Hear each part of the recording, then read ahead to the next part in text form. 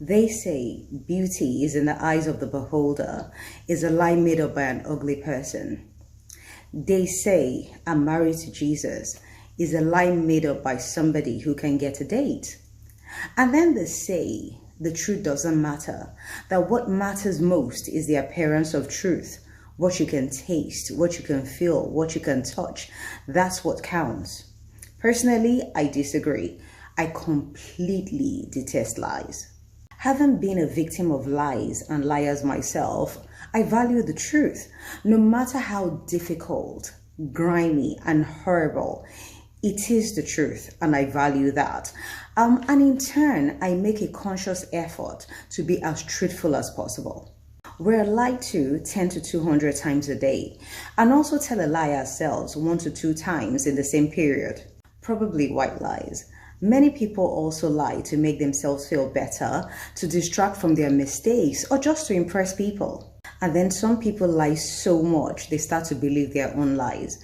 Those are pathological liars, and it's mostly done for personal gain, especially one that is not earned. So I have a question for you.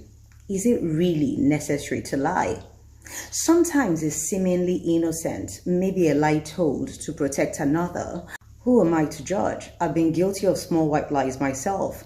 I'm on my way when I'm really in the shower, or making up a bunch of excuses instead of saying, no, I cannot hang out. What I'm saying is, it may seem okay to lie until you get caught. And if you do get caught, 3 things are likely to happen. 1, you have to make up more lies to cover up the ones you told before. Secondly, you will lose favor. Thirdly, it attracts a curse. Let me give you an example. There's a Bible story about a man named Gehazi, who was a servant of Prophet Elijah.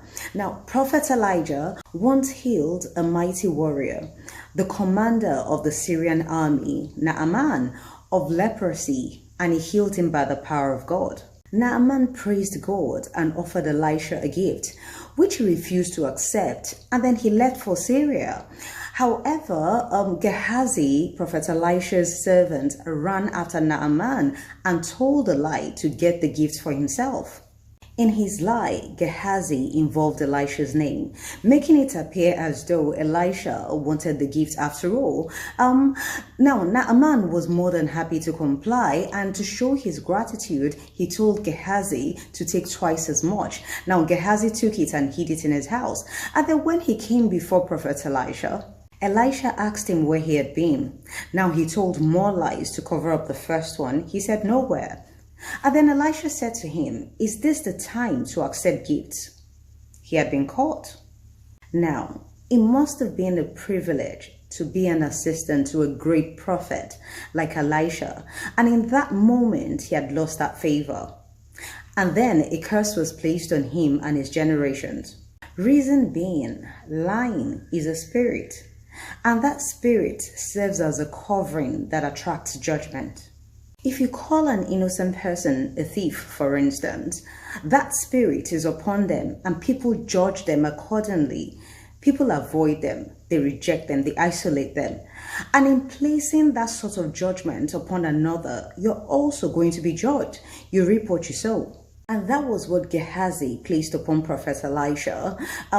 Whilst he was doing it for personal gain, he was also sending out information that God's miracle was for sale. And Prophet Elisha was open to receive gifts in exchange for miracles. Gehazi's sin was grievous, one that cannot be forgiven. He didn't just place judgment on Prophet Elisha, he blasphemed the Holy Spirit. And that attracted judgment, not just on him, but also on his generations. Now, here's the not so good news. The liar isn't the only one that bears the consequences. The one being lied to does as well, because lying fragments your spirit. If a person is telling you something that doesn't sound right, it's just not adding up, you become fragmented. It's as though placing a spirit of confusion upon you. And confusion affects a person's cognitive functions, making it difficult to think, to focus. It causes fear, anxiety that can lead to disorientation, memory issues, and sometimes hallucinations. So I ask you again, is lying really necessary? Well, I can only speak for myself, and I value the truth.